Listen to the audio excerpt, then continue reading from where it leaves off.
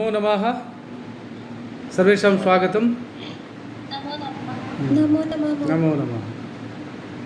पूर्वनिर्धारित पाठ्यक्रमानुसारं तत्र काव्यप्रकाशस्य लक्षणाप्रसङ्गः अस्माभिः विमर्श्यते। लक्षणाप्रसङ्गस्य विमर्शनावसरे तत्र आचार्य मम्मटेन यथा उक्तं कि तत्र विशिष्ट लक्षण नैव भवति, अर्थात प्रयोजन विशिष्ट लक्षणया तत्र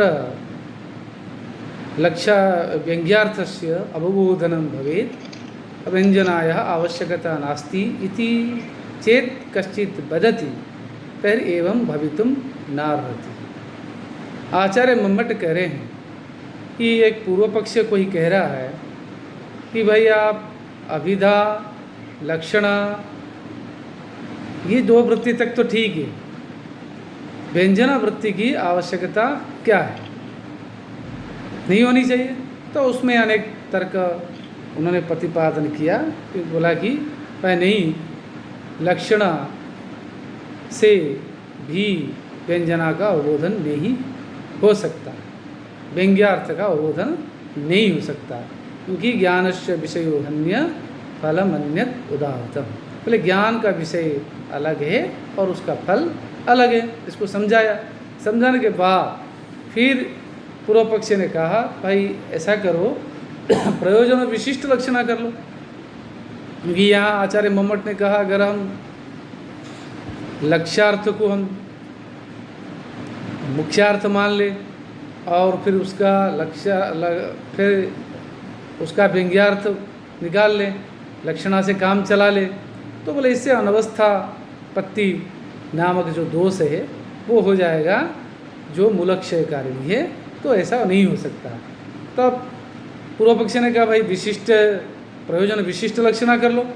बोले नहीं, विशिष्ट लक्षणा नहीं, प्रयोजन विशिष्ट लक्षणा नहीं हो सकती, क्योंकि विशेषास्युस्तु लक्षिते, लक्षितार्थ के पश्चात या लक्ष्यार्थ के अवबोधन होने के पश्चात व्यंग्यार्थ का अवबोधन होता है, समकालिक अवबोधन नहीं होता है।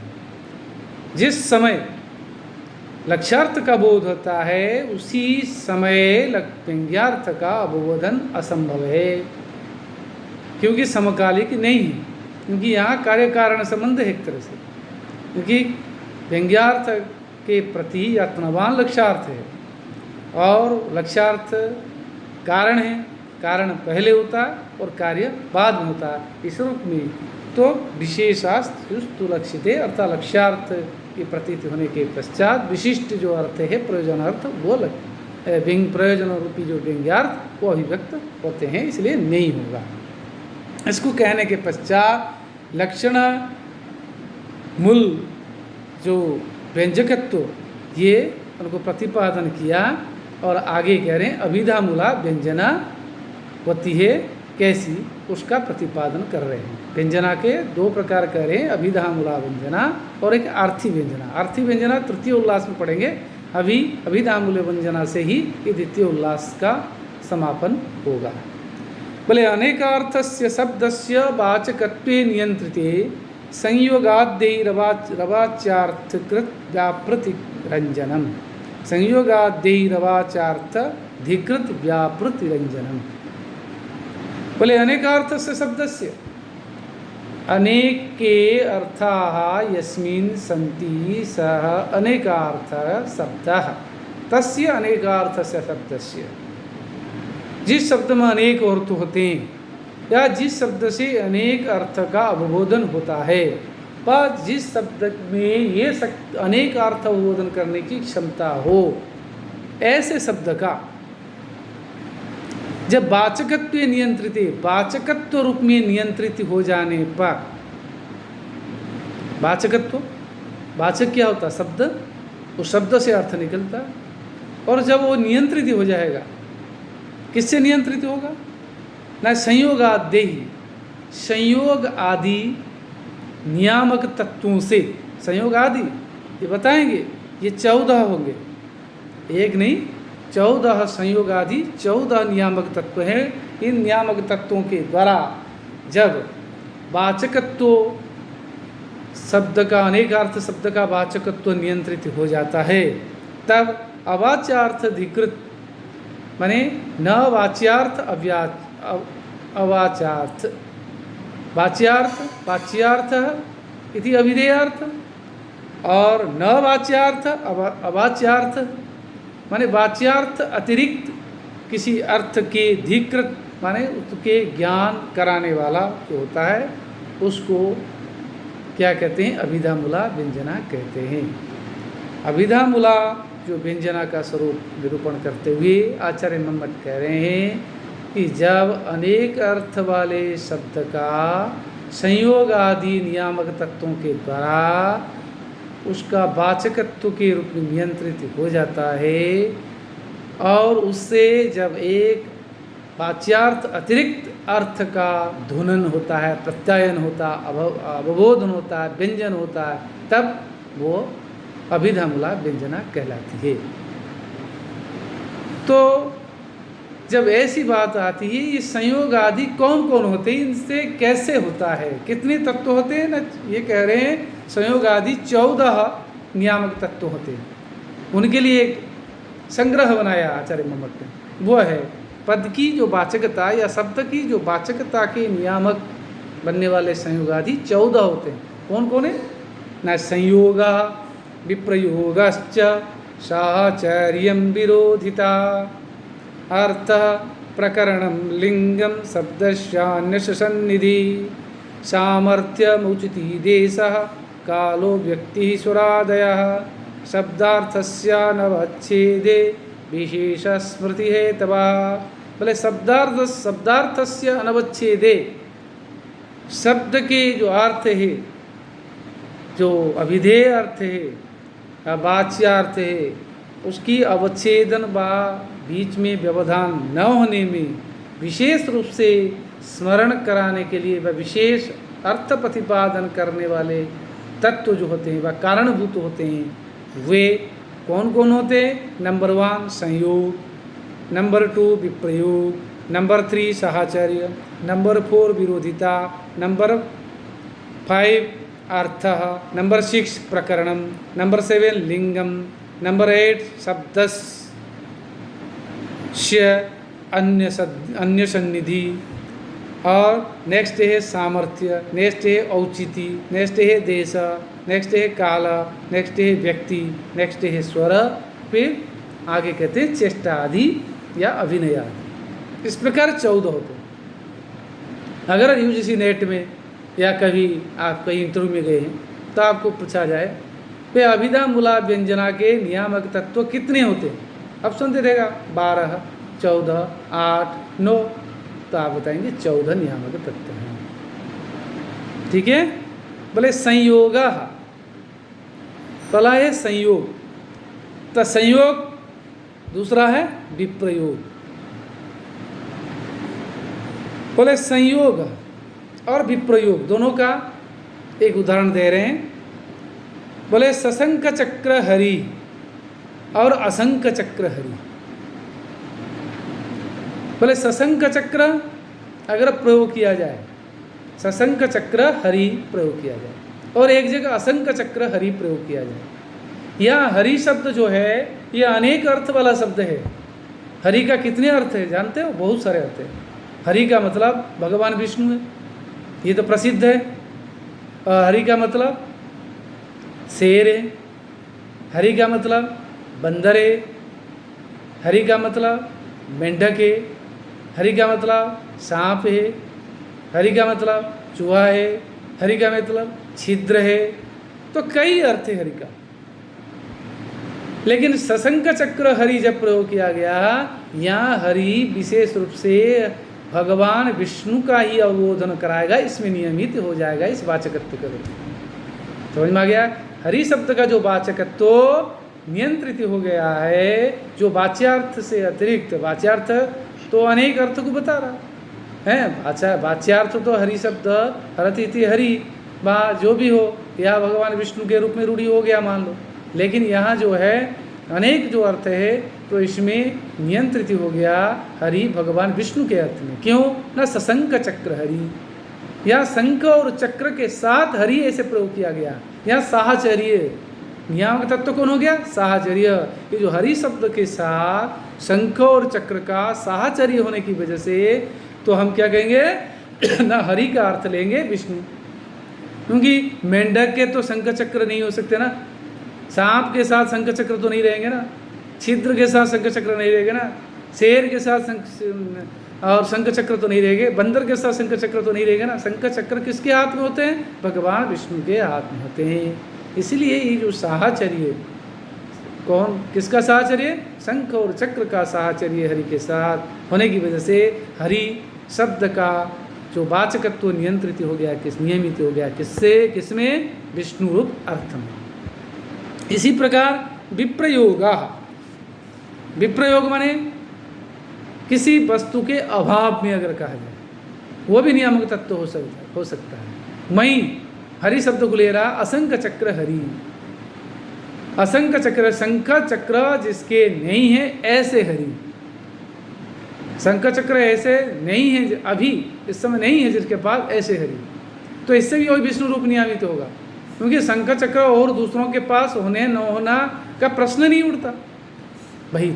तो अभी अभी आप करे थे शंख चक्र भगवान विष्णु के पास होता, फिर असंख्य चक्र हरि कैसे करो भाई? हाँ, भगवान विष्णु के पास शंख चक्र रहता, लेकिन वो बाथरूम में तो जाएंगे, नहाएंगे धोएंगे, तब क्या शंख चक्र हाथ में लेंगे बाथरूम जाएंगे? शंख चक्र रख के तो बाथरूम में जाएंगे। आया समझ में? मान लो पुस्तक लेकर के कोई, हमेशा गुरुजी पुस्तक रखते हाथ में, तो बाथरूम में जाएंगे तो पुस्तक को रख के जाएंगे ना, बाथरूम में लेके पानी डालेंगे उसके ऊपर, नहीं डालेंगे ना। तो उसी प्रकार यहाँ शंख चक्र का जो विप्रयोग है, अभाव है, ऐसे हरि कहने पर यहाँ जो विप्रयोग नियामक तत्व के कारण यहाँ क्या हुआ ना, हरि विष्णु नामक जो विष्णुत्व रूपी जो बात अर्थ में नियमित हो गया है, इस अर्थ को व्यक्त कर रहा है। इसीलिए ये अभिधामूला व्यंजना यहाँ हो रही है। नियामक तत्व है विप्रयोग। तो उसके बाद विरोधिता, विरोधिता माने शत्रुता। उसके लिए उदाहरण दे रहे हैं राम लक्ष्मणौ इति, दशरथ दाशरथी, सॉरी मैंने गलत कह दिया, सॉरी, संयोग, विप्रयोग और साहचर्य, गलत कहा, एक छोड़ दिया मैंने, साहचर्य। साहचर्य का उदाहरण दिया क्या है ना, राम लक्ष्मणौ, राम लक्ष्मण, साहचर्य माने साथ साथ होना, एक दूसरे के बीच साथ विचरण करना, ठीक है, सहचर बनना, एक साथ चलना फिरना घूमना करना। तो राम और लक्ष्मण ये जो कहा गया राम लक्ष्मणों ऐसे प्रयोग किया गया, साथ साथ प्रयोग करने की वजह से क्या अर्थ निकलेगा? दाशरथी, दशरथस्य अपत्यम पुमान दाशरथी, तद्दिवचने दाशरथी। जैसे मुनि ही मुनि, जैसे दाशरथी दाशरथी, समझ में आ रहा? दशरथस्य अपत्यम पुमान दाशरथी और द्विवचने दाशरथी, दाशरथीश्च दाशरथीश्च दाशरथी। वे राम भी दाशरथी और लक्ष्मण भी दाशरथी।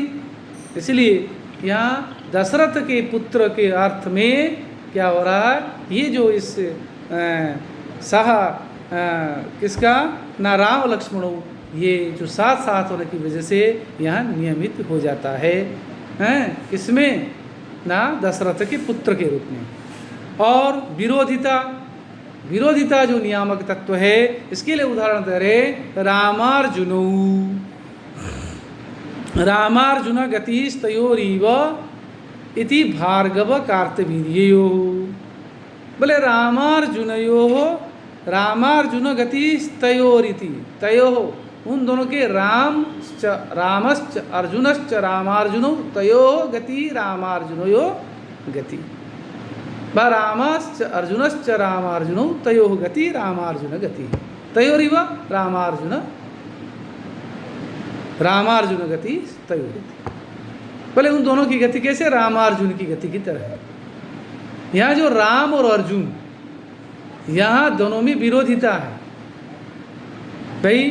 राम एक राम का अर्थ आएगा दशरथ का पुत्र राम, और वहाँ अर्जुन का अर्थ कि मध्यम पांडव अर्जुन होता। लेकिन यहाँ विरोधिता के कारण यहाँ राम और अर्जुन जो है, यहाँ दशरथ पुत्र रामचंद्र और अर्जुन, क्योंकि एक युग में नहीं है ना, द्वापर युग में अर्जुन, रामचंद्र तो तृतीय युग में।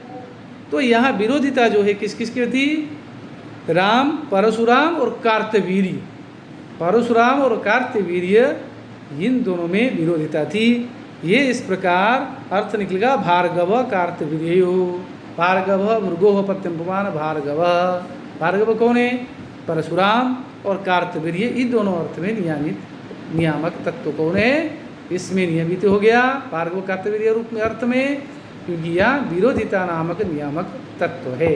इससे होने कर यहाँ अभिधामूला व्यंजना की ये संगति हो रही है। अब विरोधिता के बाद आएगा अर्थ। अर्थ यानी प्रयोजन। अर्थ क्या है? अर्थ द्वारा वाचकता का नियामन कैसे हो रहा है? न स्थाणुम भज भवच्छीदे इति हरे। बोले स्थाणुम भज भवच्छीदे। भवच्छीदे भवाने संसार, इस संसार को छेद करने के लिए व संसार चक्र से मुक्ति के लिए स्थाणु भजा, स्थाणु की स्तुति करो। स्थाणु का अर्थ क्या है? स्थाणु वाला ठूंठा, जो कोई पड़ा हुआ है, जिस निर्जीव तत्व है ठूंठा, उसको स्थाणु कहते। और स्थाणु का मतलब शिव भगवान, शंभुरीशा पशुपति, शिवशूली महेश्वर, ईश्वर सर्व ईशान, शंकर चंद्रशेखर। स्थाणु उस जो शिव की जो पर्यायवाची है, अमरकोश में स्थाणु शब्द आता। स्थाणु शिव जी का पर्यायवाची शब्द है। तो यहाँ भवच्छीदे, इस भव माया बंधन से मुक्ति के लिए या मोक्ष प्राप्ति के लिए स्थाणु की स्तुति करो। तो मोक्ष प्राप्ति के लिए स्थाणु को स्तुति करो। स्थाणु मतलब ठुंठे को कोई स्तुति करेगा क्या मोक्ष प्राप्ति के लिए? उसको मोक्ष मिलेगा क्या? नहीं होगा। तो यहाँ अर्थ जो प्रयोजन है, मोक्ष प्राप्ति का जो प्रयोजन, वो प्रयोजन की सिद्धि किससे होती है? शंकर भगवान को प्रार्थना करने से, उनकी स्तुति करने से, उनकी प्रार्थना करने से, उनकी आराधना करने से। इस प्रकार यहाँ अर्थ यानी प्रयोजन के नियामक तत्व के कारण यहाँ क्या हुआ कि जो स्थाणु शब्द है, वहाँ उसका जो वाचकत्व नियमित हो जाने पर हमें शिव रूपी अर्थ प्रकाशित हो रहा है। और यही अभिधामूला व्यंजना का लक्षण है, का लक्षण लक्षित हो रहा है। आगे प्रकरण। प्रकरण के नियामक से कैसे दूसरे माने व्यंग्यार्थ की व अभिधामूला व्यंजना की संगति हो रही है, उसका प्रतिपादन करके कह रहे हैं कि सर्वं जानाति देवः। सर्वं जानाति देवः, देव सब कुछ जानते हैं। देव मतलब दिवु धातु से हुआ, दिवु धातु से देव बनता है प्रत्यय होकर के हैं। देव मतलब प्रकाशमान होने वाला तत्व कौन है? देवता। सारे देवता देव कहलाते हैं, दिव्य गुण संपन्न। और देव का मतलब है आप। किसी माननीय व्यक्ति के लिए हैं, किसी आपसे आपके प्रभु या मालिक स्वामी के लिए भी देव का प्रयोग किया जाता है। तो यहाँ देव का जो है अर्थ, वह देवताओं के अर्थ में न जा करके या आपके अर्थ में नियमित हो जाता है, वाचकत्व में नियमित हो जाता है, युष्मद अर्थ में हो जाता है। क्योंकि सर्वम जानाति, यह प्रकरण है।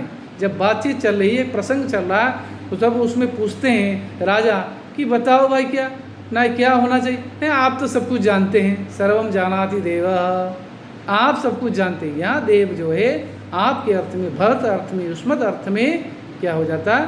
नियमित हो जाता है। इस प्रकार यहाँ प्रकरण मूला अभिधामूला व्यंजना व प्रकरण नियामक तत्वाभिप्रेता अभिधामूला व्यंजना। प्रकरण नियामक तत्वेन संयुक्ता अभिधामूला व्यंजना। प्रकरण नियामक तत्व, प्रकरण नामक नियामक तत्व से संश्लिष्ट अभिधामूला व्यंजना की अन्विति हो रही है। अर्थ प्रकरणम, उसके बाद आएगा लिंगम। लिंग द्वारा भी वाचकता का नियामन हो जाता है। कैसे? उदाहरण, कुपितो मकरध्वजः इति कामे। बोले मकरध्वजः कुपिता, मकर एव ध्वजे यस्य सा मकरध्वजः। मकरध्वज भी अनेक अर्थ वाला है, लेकिन यहाँ जो मकरध्वज पुल्लिंग में प्रयोग किया है, मकरध्वजम अगर हो जाता तो वहाँ हो सकता झंडे में अर्थ हो जाता, लेकिन यह पुल्लिंग अर्थ में प्रयोग किया गया है मकरोध्वजः। मकरोध्वज का मतलब यहाँ क्या है ना? कामदेव। कामदेव के रूप में यहाँ नियमित हो गया, वाचक में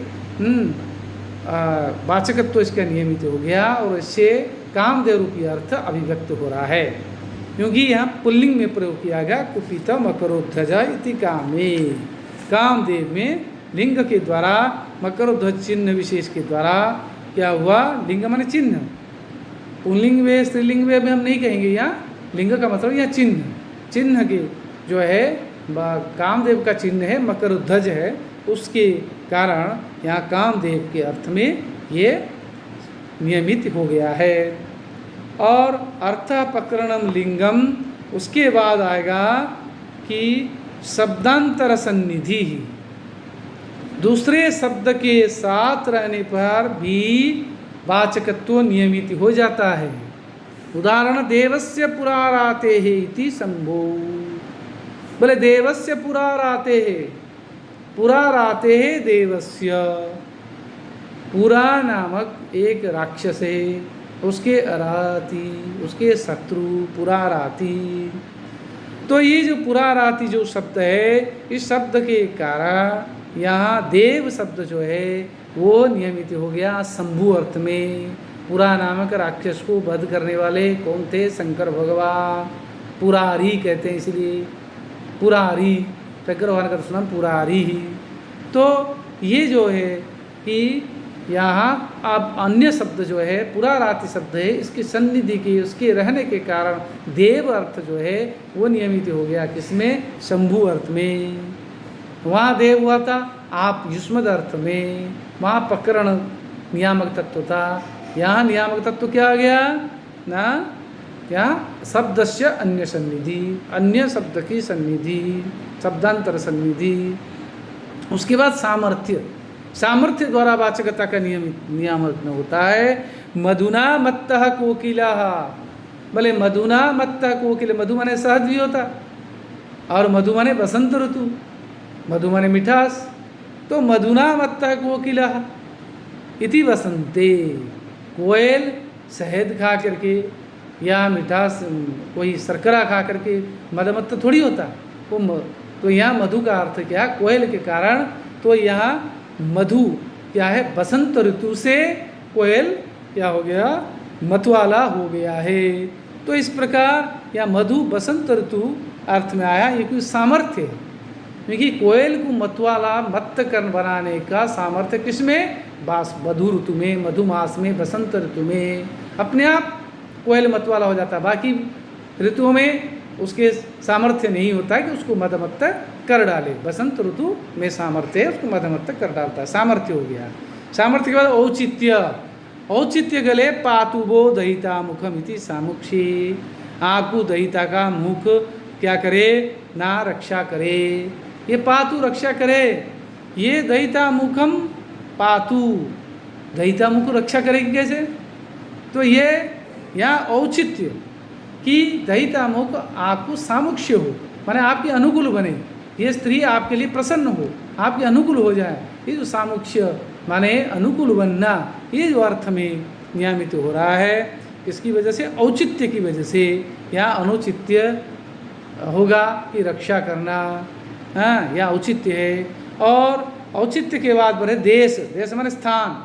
भात्यत्र परमेश्वरा इति राजधानी रूपा देशाद राजनी। बोले भात्यत्र परमेश्वरा, यहाँ परमेश्वर सुशोभित हो रहे हैं भाई, यहाँ परमेश्वर सुशोभित हो रहे हैं। यहाँ राजधानी रूपा देशाद राजनी, यहाँ राजधानी रूप देश से यहाँ राजा के अर्थ में हुआ परमेश्वर। परमेश्वर मतलब यहाँ परमात्मा नहीं, यहाँ परमात्मा सुशोभित नहीं हो रही, या राजधानी में राज्य में सुशोभित हो रहे कौन? राजा। ये राजा रूप अर्थ में नियमित हो गया, परमेश्वर शब्द वाचकत्व नियमित हो गया। किसकी वजह से? देश की वजह से, स्थान की वजह से। और देश काल, काल यानी समय, समय का नियामक तत्व बोले चित्र भानु विभाति दीने रभौ और चित्र भानु विभाति रात्रो इति बन्नो। अगर दिन के वर्णन में क्या आएगा? चित्र भानु विभाति। चित्र भानु का मतलब अग्नि और चित्र भानु का मतलब सूर्य। अगर दिन में चित्र भानु भांति विभाति सुशोभित हो रहा है, ऐसे प्रयोग किया जाए तो अब आप चित्र भानु का अर्थ क्या लेंगे? सूर्य, क्योंकि दिन में सूर्य ही सुशोभित होगा। और रात्रि में कहेंगे चित्र भानु, रात्रि में सूर्य कहाँ से आएंगे? तो वहाँ बन्नी अग्नि में होगा, क्योंकि यहाँ काल हुआ। इसी प्रकार मित्रम भाति इति श्रुति, व्यक्ति, काल के बाद व्यक्ति, व्यक्ति माने लिंग है। मित्रम भाति, मित्र सुशोभित हो रहे। मित्र पुल्लिंग में सूर्य, मित्र पुल्लिंग में प्रयोग हो तो सूर्य रूपी अर्थ होता है। और मित्रम मित्रे मित्राणी ये दोस्त के अर्थ में होता है।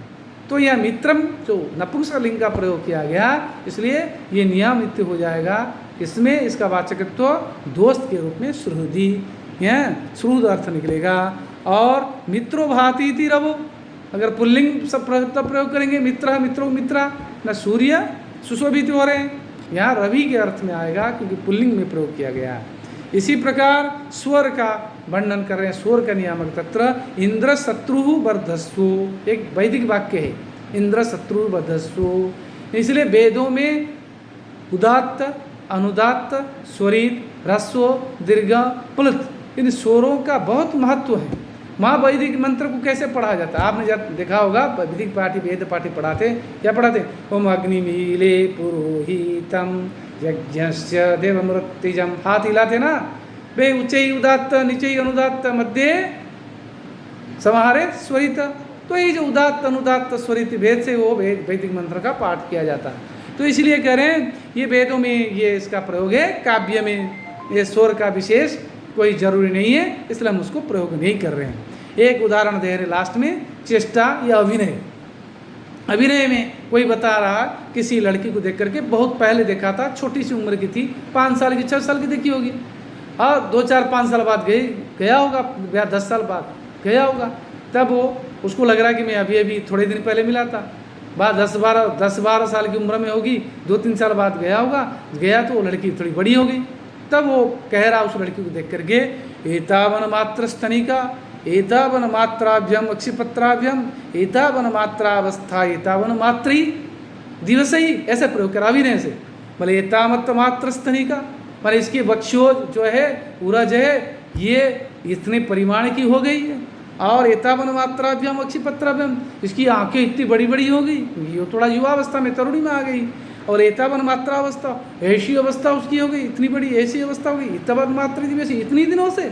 तो ये जो अभिनय माध्यम से नियामक तत्व में बता रहा है, यहाँ एक अलौकिक रमणीयता व उसकी जो विचित्रता व सुंदरता जो आ गई, ये जो अद्भुतता विस्मयकारिता को अभिव्यक्त करने वाली बात, ये अभिनय आदि के द्वारा अभिव्यक्त हो रहा है।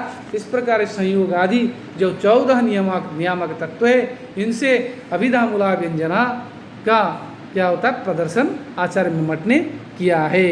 इत्थम संयोगादि अर्थांतराविधायकत्वे निवारिते अपि अनेकार्थस्य शब्दस्य वा यत्किंचित् अर्थांतर प्रतिपादनं तत्र नाभिधा नियमनात् तस्याः।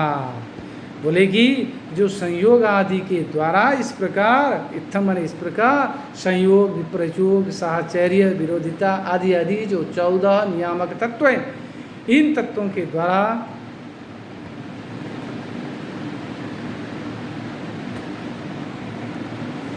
तत्र वो कह रहे हैं कि संयोग आदि जो ये जो नियामक तत्व हैं, 14 प्रकार के नियामक तत्व हैं, इन तत्वों से अभिधायकत्व माने अभिधेयत्व या वाच्यार्थत्व, वाचकत्व जो अभिधायक अर्थ निवारित हो जाने पर भी अनेकार्थ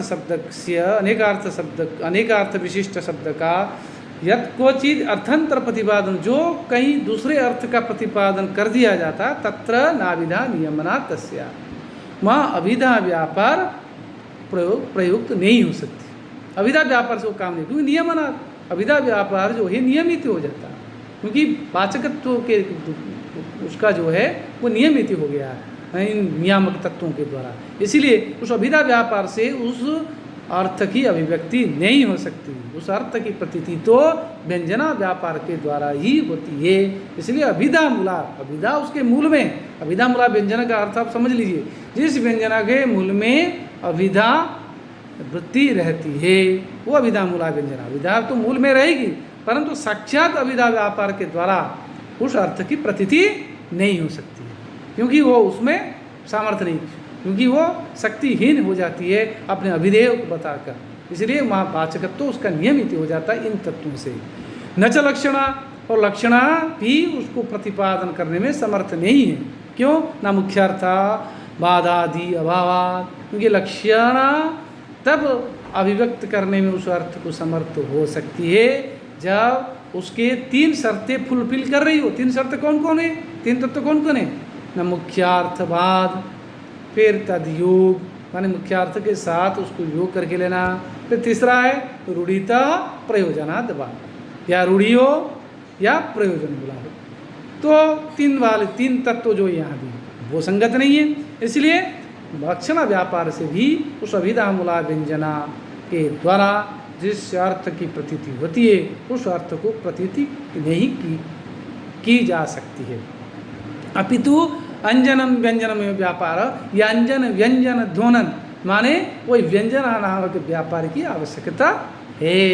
यथा एक श्लोक का उदाहरण दे करके और बता रहे हैं क्लियर करके कि यहाँ भी देखिए, यहाँ अभिधा मूला व्यंजना है, यहाँ भी दो अर्थ हैं। एक तो बोधिसत्व, जो गौतम बुद्ध बोधिसत्व के रूप में आपने पढ़ा होगा कभी, वो हाथी के रूप में थे, हैं।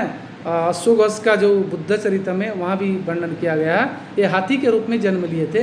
उस हाथी में बुद्धदेव की आत्मा थी, वो हाथी का आचरण जो है उस हाथी का अर्थ भी है, बोधिसत्व का अर्थ भी है, और एक राजा का अर्थ है। तो दोनों अर्थ को लेकर के यहाँ जब राजा का वर्णन कर रहे हैं, वो राजा भी वही बोधिसत्व के रूप में है, उस राजा को वर्णन कर रहे हैं, परंतु राजा का अर्थ नहीं होगा, इसके नियमित हो जाएगा किसमें? गौतम बुद्ध का जो गज रूप में बोधिसत्व रूप में जो आए थे वो नियमित हो जाता, वो श्लोक है। ज़्यादा नहीं है, फिर भी एक बार बोल देते हैं। भद्रात्मनो दुरधिरो हतनोर्विशाला वंशोन्नति कृतशिली मुखसंग्रहस्य यस्यानुपप्लवगति परवारणस्य दानाम्बुसीकसुभग सततं करोभु। बोले राजा के पक्ष में अगर लेंगे तो दानाम्बुसीकसुभग सततं करोभु। बोले भद्रात्मनो दुरधिरोह तनुर्विशाला, भद्रात्मा जो कि कल्याण मंगलमय आत्मा जिसमें है, दुरधिरोह तनुर्विशाल जिनकी शरीर की आकृति बिल्कुल अनतिक्रमणीय, अनतिक्रमणीय व्यक्तित्व विशिष्ट संपन्न ये राजा हैं, और वंशोन्नते उन्नत वंश में जन्म लेने वाले, पुतशीली मुख संग्रहस्य सारे बाणों को जिन्होंने अपने अधीन कर लिया है, यशा अनुपप्लव गति जिनकी गति अनुल्लंघनीय दुर्दर्शनीय, कहीं भी वो जा सकते हैं बिना रोक टोक, परवारणस्य और शत्रुओं को अपने जिन्होंने निवृत्त कर डाला, निशंक हो गए, शत्रुहीन हो गए, सपत्न रहित हो गए, असपत्न हो गए, और दानाम्बुसेक सुभग दान जल प्रदान करने के कारण सुंदर हो गया। सततम कुरुभूत, कर्मने उनका हाथ ऐसा हमेशा सुशोभित हो गया, कर्मने हाथ। और हाथी के पक्ष में बोधिसत्व का कर्मने उनका शुंड, शुंड को कर बोलते। दानाम्बुसेक दान जल जो होता है, दान बारी दान जल हाथी के प्रवाहित होता, उससे संसिक्त हो गया उनका हाथ।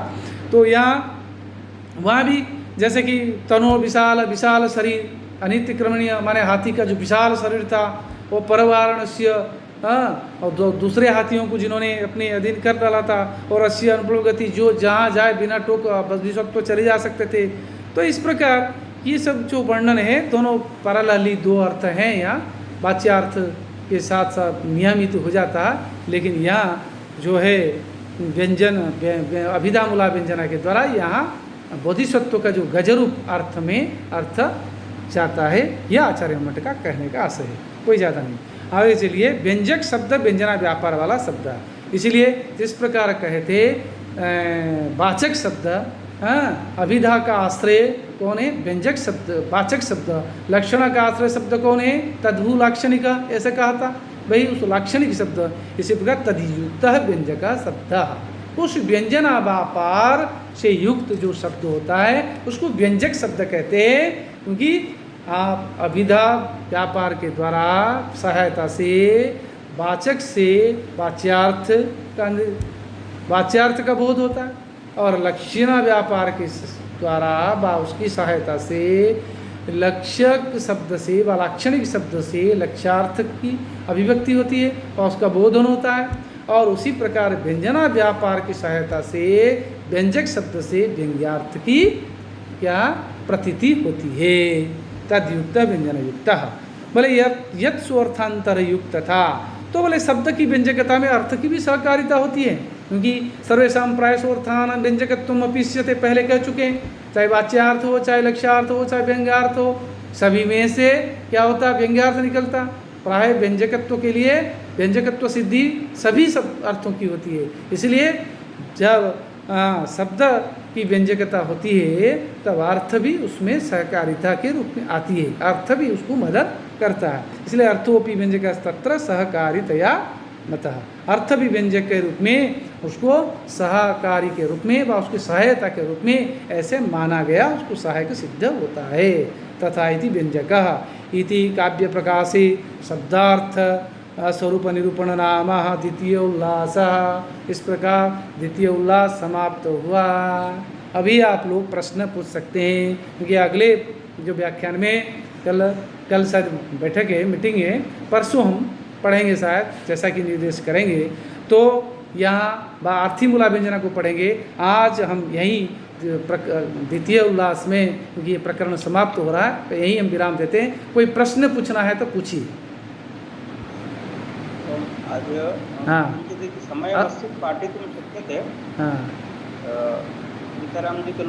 अच्छा, अग्रे सराम पाठयाम। अस्तु अस्तु, अग्रे सराम पुनः चर्चां कुर्मः। हाँ, 10-15 पुनः पठामः। बोले अर्थी व्यंजकता निरूपणात्मक, अर्थी व्यंजना का निरूपण करते हुए तृतीय उल्लास में आचार्य मम्मट करे, क्योंकि 10 उल्लास है। प्रथम उल्लास काव्य के प्रयोजन, कारण, हेतु, काव्य के स्वरूप, काव्य के भेद बताया। द्वितीय उल्लास में जो वाक्यगता या शब्द और अर्थ निरूपणात्मक था, शब्द और अर्थ के स्वरूप का निरूपण किया। इसमें शब्द इसके वाच्यार्थ, लक्ष्यार्थ, व्यंग्यार्थ बताया, वाचक, लाक्षणिक और व्यंजक शब्द को बताया, और 3 व्यापार, अभिधा, लक्षणा, व्यंजना, इसको भी विवेचन किया। और प्रसंग वशत यहाँ तात्पर्याक्ष वृत्ति आई, तात्पर्यार्थ आया, उसको भी उन्होंने बताया। और मध्य मध्य में इसमें तर्क वितर्क चले, मीमांसक, न्यायिक और व्याकरण, इन्हीं आचार्यों के मत को सबको लेकर के उन्होंने बहुत अच्छा सा विवेचन किया आचार्य मम्मट ने। तो ये जो शब्दार्थ स्वरूप निरूपणात्मक है, इसमें अनेक यूजीसी नेटगत प्रश्न हो सकते हैं, हम आगे चर्चा करेंगे। आज हो सकता है हम थोड़ा सा और पढ़ा के, अगर समय बचेगा हम चर्चा कर सकते हैं, नचेत आप तैयार हो जाइए। एक दिन हम इसको बैठक मीटिंग में रख लेंगे, एक सत्र रख लेंगे, वह इसमें प्रश्न उत्तर यूजीसी नेट के हिसाब से संभावित प्रश्न क्या हो सकते हैं, इसके उत्तर कैसे होंगे।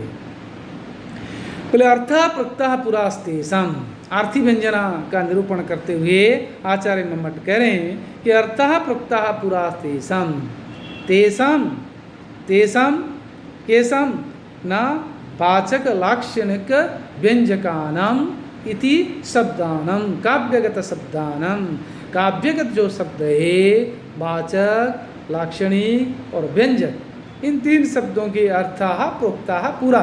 द्वितीय उल्लास में पहले माने पूर्व में पहले अर्थात द्वितीय उल्लास में उनके अर्थ के बारे में हम कह चुके हैं, क्लियर है। वाच्यार्थ, लक्ष्यार्थ, व्यंग्यार्थ पहले बता चुके हैं। अर्थात वाच्य लक्ष्य व्यंग्याः ये अस्माभिः पूर्वं प्रतिपादिताः उक्ताः वा निरूपिताः वा, अर्थात द्वितीय उल्लासे अस्माभिः तत्र विषेदरूपेण निरूपिताः, न पुनः तत् निरूप्यते।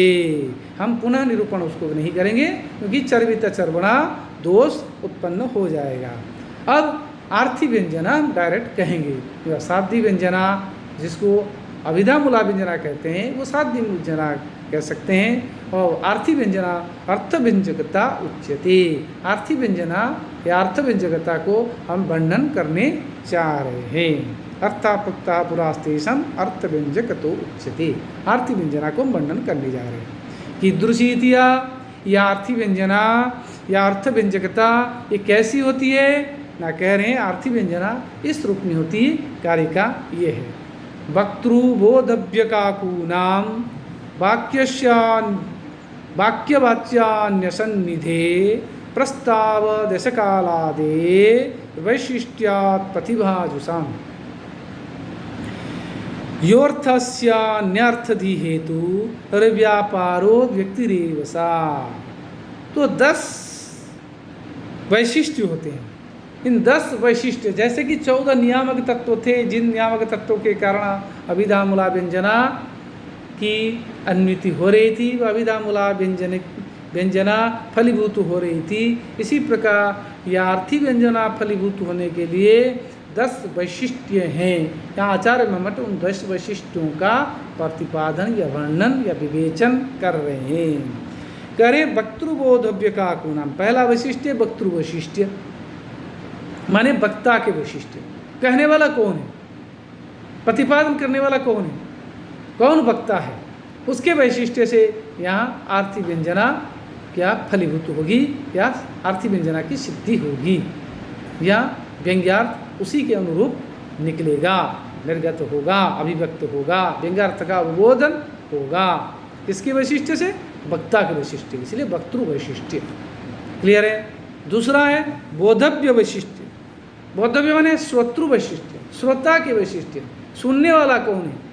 ये जो कहा गया है, जो बात कही गई है, ये इसको सुनने वाला कौन है, किसके लिए कही गई है, वो श्रोता किस रूप में, उसका आचरण कैसा है, विचरण कैसा है, वो किस प्रकृति का है, किस स्वभाव का है, क्या उसका चरित्र क्या है, उसके अनुरूप उस वहाँ व्यंग्यार्थ का अवबोधन होगा। इस प्रकार आर्थी व्यंजना जो होगी बोधव्य वैशिष्ट्य युक्त आर्थी व्यंजना की सिद्धि होगी।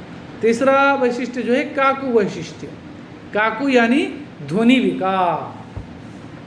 ध्वनि विकार, ध्वनि का विकार, हम जो बोलते हैं हमारे कहने की तरीका, हम किस रूप में कहते हैं, हाँ, तो उससे भी उस वैशिष्ट्य से भी व्यंग्यार्थ का प्रत्यायन होगा, आर्थी व्यंजना की सिद्धि होगी। 3 हो गए वक्तृ वैशिष्ट्य, वक्तव्य वैशिष्ट्य, काकु वैशिष्ट्य। नेक्स्ट है वाक्य वैशिष्ट्य। जो वाक्य प्रयोग होता है उस वाक्य में जो विशेषता है, उस विशेषता विशिष्ट वाक्य की वैशिष्ट्य के आधार पर वहाँ व्यंग्यार्थ का अवबोधन होगा। इसी प्रकार वाक्य वैशिष्ट्य युक्त आर्थी व्यंजना की सिद्धि होगी। देन है कि वाच्य वैशिष्ट्य, वाच्य सन्निधि, माने ये वाच्यार्थ जो है वो जो है जो निर्गत हो रहा है, वो वाच्यार्थ का स्वरूप कैसा है, वो वाच्यार्थ किस प्रकार का है, वो उसमें क्या खासियत है, किस उद्देश्य से वो वाच्यार्थ का प्रयोग किया है, उस वैशिष्ट्य से व्यंग्यार्थ का बोधन होगा। इसलिए वाच्य वैशिष्ट्य आर्थी व्यंजना। नेक्स्ट है अन्य सन्निधि।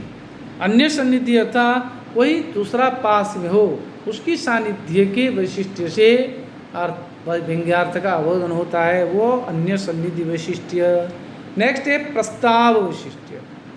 प्रस्ताव यानी किस प्रकार प्रस्ताव आ रहे हैं, क्या बताना चाह रहे हैं, उस वैशिष्ट्य से भी अर्थ का बोधन होता है। प्रस्ताव या प्रकरण कह सकते हैं।